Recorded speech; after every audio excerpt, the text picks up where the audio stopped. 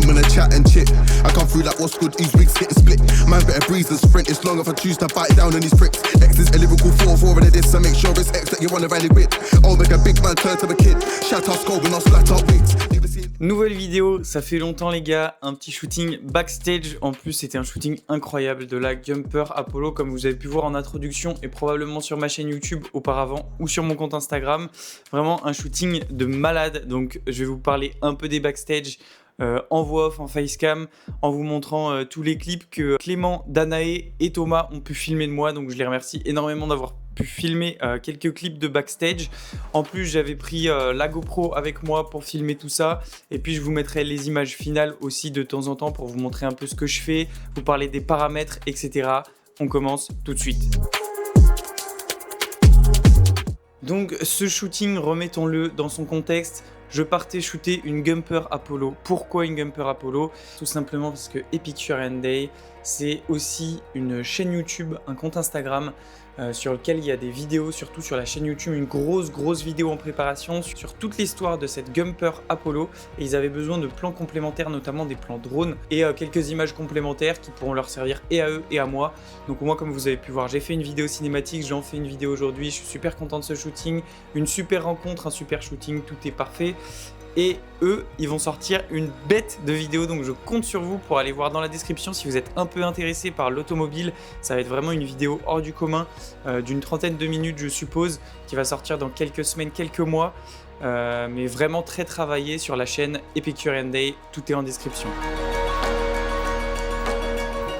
Donc maintenant qu'on a fait la petite mise en contexte, on s'est prévu une petite journée. On a profité de la venue du propriétaire dans la région pour faire ce shooting. Donc on était en petit convoi où on a pu réaliser des rolling shots justement grâce à l'aide aussi de Clément, Danae et Thomas qui m'ont vraiment été d'une grande aide sur ce tournage. L'organisation, c'était donc, on se retrouvait au garage pour aller chercher la Gumper. Ensuite, on montait sur un col de montagne.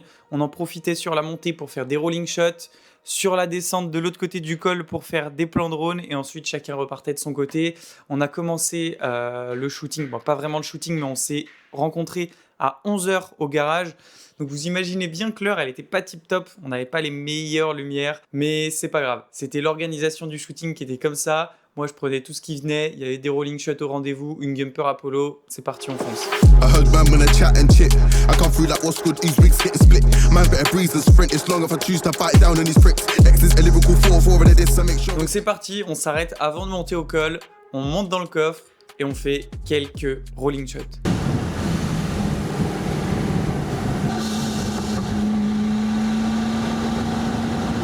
Pour les rolling shots, j'avais mon nouveau DJI RS4 Mini. Donc j'utilisais pas le module de tracking qui traque que les visages mais pas les voitures. Pensez bien à me mettre en fréquence d'obturation à 1/50e pour avoir le flou de mouvement de la route avec mon filtre ND qui était sur mon appareil. Mon petit filtre polarisant que j'ai pré-réglé au départ avec la bonne orientation pour éviter d'avoir trop de reflets sur le pare-brise. Bien que avec les virages de montagne, bien souvent l'orientation du soleil changeait un petit peu et donc le filtre polarisant n'était pas toujours parfaitement réglé. Quoi qu'il en soit, on a fait plus de 5 minutes de rolling shot sur la montée avec pas mal de virages, même un passage dans un petit tunnel. Problème que j'ai eu, c'était difficile de traquer la voiture, surtout que j'ai mis mon stabilisateur à ras du sol et à ras du sol j'ai été obligé de le mettre dans une certaine position et de sortir l'écran de mon appareil, ce qui a un peu désaxé le centre de gravité de mon boîtier par rapport à mon stabilisateur. Et comme je suis sur la gamme Mini, forcément les moteurs ils pouvaient galérer un petit peu avec la vitesse qu'on avait dans les virages en étant dans le coffre de la voiture pour les rolling shots, ce qui fait que le stab prenait hyper cher et il n'était pas forcément très smooth sur tout ce qui était rotation, donc c'était très dur de traquer la voiture. Quand elle était bien derrière nous c'était nickel, mais dès qu'il y avait un virage ou que la voiture, la Gumper, elle se décalait sur le côté, c'était vraiment difficile de la traquer. Donc j'ai dû faire un peu de tracking, un peu de stabilisation en post-production, ce qui était très fastidieux et surtout qui n'est pas très compatible avec un 1/50e qui donne du flou de mouvement, parce que forcément si j'arrive pas à traquer la Gumper Apollo et que je le fais en post-prod avec un flou de mouvement en 1/50e, ça fait que j'ai la voiture qui de temps en temps est floue. Quoi qu'il en soit, j'avais plus de 5 minutes de rush, donc j'ai vraiment pris les séquences qui étaient parfaites, qui se stabilisaient bien sans que la voiture soit pour autant très floue, avec un minimum de vitesse, des points de vue variés. J'étais aussi avec mon 20-40 mm, ce qui m'a vraiment permis de varier les plans. J'ai fait des fois du grand angle, des fois du plus zoomé. Mais voilà, les rolling shots se sont super bien passés et je vous laisse sur quelques images.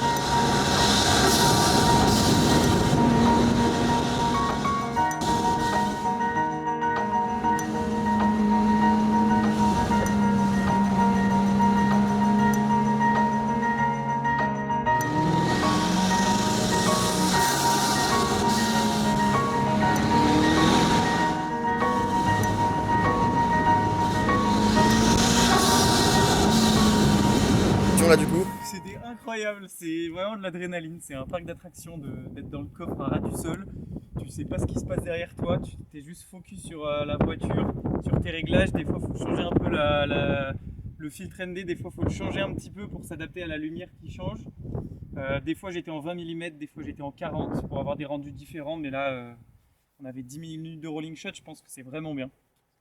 Nickel, hein? Donc ensuite, on est arrivé au col. Ça nous a permis de faire quelques plans statiques de la voiture. On l'a posé, mais dans un décor magnifique avec encore un petit peu de neige qui restait. Donc le tournage s'est fait au mois de mars. La neige commençait à disparaître, mais dans les sommets, ça allait. Donc là, on a vraiment eu de la chance d'avoir l'intermédiaire d'une herbe un petit peu fleurie et en même temps en arrière-plan de la neige qui allait super bien avec la Apollo de couleur blanche, tout simplement. Donc vraiment, j'ai spammé un max les plans avec mon stabilisateur. Je les ai stabilisés de fou. J'ai essayé de faire de la retouche assez poussée en termes d'étalonnage, à la fois très simple, à la fois j'étais dans le détail pour avoir le juste équilibre entre looker à la fois mon plan, mais garder quelque chose de naturel et vraiment avoir quelque chose d'esthétique. Et pareil, même si j'adore les rolling shots, prendre un beau véhicule dans un beau spot comme ça, c'était absolument magnifique. Petit aparté dans cette vidéo pour vous dire aussi l'avancée de mon nouveau sac de transport que je vous avais présenté très brièvement dans un vlog, le vlog du mois de mars. J'ai pu le tester sur un mois, je l'ai encore emporté sur ce tournage et vraiment c'est un sac hyper pratique, de bonne qualité, assez léger, assez confortable, la bonne taille, ni trop gros ni trop petit. Personnellement, c'est tout ce qu'il me faut. Donc je vous présente brièvement ce sac que m'a envoyé KNF Concept. Je touche aucune commission sur tous vos achats, donc je m'en fous que vous l'achetiez ou pas ce sac. Mais voilà, je tenais à vous le présenter parce que pour vous faire un retour au bout d'un mois. Et puis vraiment, c'est un sac qui me correspond énormément. Alors, il a son petit défaut dont je vais vous parler, mais il a aussi beaucoup de qualité et c'est ça qui me plaît. Déjà, le compartiment principal, super bien foutu, avec des scratchs. On peut le réarranger à peu près comme on veut pour mettre à peu près tout ce qu'on veut dedans. Donc tout mon matos rentre aisément, à exception de notre ami le 200-600 qui, j'ai réussi à le mettre dans le sac. En modulant en fait l'étage supérieur qui normalement est un autre compartiment vraiment séparé qu'on peut ouvrir par le haut, je l'ai enlevé pour pouvoir rentrer tout mon téléobjectif dedans et ça marche. Donc voilà, quoi que vous vouliez rentrer dans votre sac, en bougeant les compartiments, ça se fait. En plus, on va avoir d'autres petites pochettes pour mettre des cartes SD, des batteries, des filtres ND, du drone, quand je parlais de filtre ND. Bref, plein de petits accessoires. La poche du haut, toujours très pratique pour mettre une bouteille d'eau, un peu de nourriture, voilà. Sur un tournage, si on meurt pas de faim, c'est bien aussi. Mais les finitions, elles sont vraiment super, il est hyper quali. Tout est bien rembourré, on sent que le matériel, il est protégé. On a encore une poche à l'avant si on va avoir une ouverture un peu plus rapide, juste en mettant le sac à dos sur une bretelle et en ouvrant la poche. On a de quoi faire, on peut mettre le trépied sur le côté. On a vraiment tout ce qu'il nous faut, moi j'adore. Seul petit défaut, c'est au niveau des compartiments finalement, puisque l'association des compartiments qu'on nous donne avec les scratchs qui sont mis sur une face et pas sur l'autre, nous bride un tout petit peu dans la créativité de l'arrangement de notre setup, de notre sac à dos. Quoi qu'il en soit, comme je vous l'ai dit, ça reste modulable et on peut le mettre dans plusieurs dispositions, mais c'est pas une infinité de possibilités à cause des scratchs qui sont placés que d'un côté. Voilà, c'est tout pour moi et on reprend la vidéo. Une fois qu'on a pris une quarantaine de minutes à faire des plans en statique, on s'est dépêché un petit peu d'aller faire des plans drone. Ça caillait de fou furieux. On avait Sébastien avec la Apollo qui faisait des successions d'allers-retours sur une portion de route qu'on avait définie au préalable, donc sur la descente de l'autre côté du col. C'est une super vue, il y avait une bonne exposition, bien que le soleil était en hauteur. On a de la chance d'avoir des nuages, donc finalement ça limitait le contraste. Et ce shooting s'est super bien passé de A à Z, notamment grâce à la météo, parce que si on avait un soleil qui pétait toute la journée, les images auraient été moins épiques à mon goût. Quoi qu'il en soit, on a balancé les 3 drones, on a fait quelques essais. Clément en FPV, il a lancé une batterie de reconnaissance, essayé de faire les trajectoires qu'il voulait faire en amont sans la voiture. Et quand on était prêt, on était au téléphone en parallèle avec Seb, on lui dit go, il passe. Et là, on a 3 drones, on avait chacun notre spot. Clément au FPV, il prenait vraiment le short range, il se mettait proche de la voiture et il faisait des plans où il traquait la voiture d'assez près. Moi, j'étais en mid-range, je me mettais à une cinquantaine de mètres de la voiture, on va dire, pour faire des plans un peu plus global avec mon Mini 3 Pro. Et on a Danae qui faisait des plans beaucoup plus loin pour essayer de faire des plans un peu plus top shot ou des plans carrément en x3 avec le Mavic 3 Pro. Comme ça, on se gênait pas, on avait une triplée de plans, donc si jamais il y avait des problèmes, on avait toujours un drone normalement qui avait un plan assez sympathique. J'ai pu aussi utiliser la fonction tracking sur mon drone qui m'a énormément aidé. Sur la moitié des plans, la voiture était traquée. Bien que je parte à 100 mètres de distance, la voiture, elle était super bien traquée. Ça m'a tellement aidé à avoir des plans fluides et cinématiques. C'était parfait.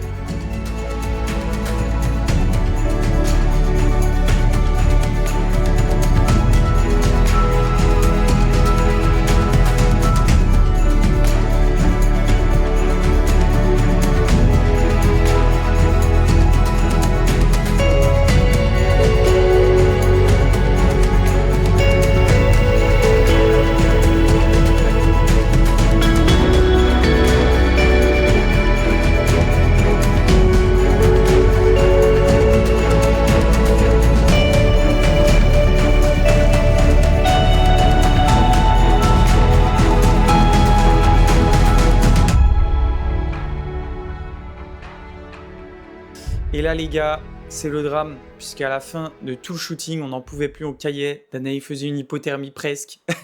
Moi j'avais trop froid alors que j'étais en manteau. Et là je trouve plus mon micro. C'est vrai, t'en penses quoi de ce shooting là? J'ai un micro de merde donc parle fort. Les plus belles images et les pires conditions. Ah, il fait vraiment froid là pour le coup, putain. Non, c'est juste fait avoir par le temps, mais encore moi ça va. J'ai un peu mangé, j'ai un manteau.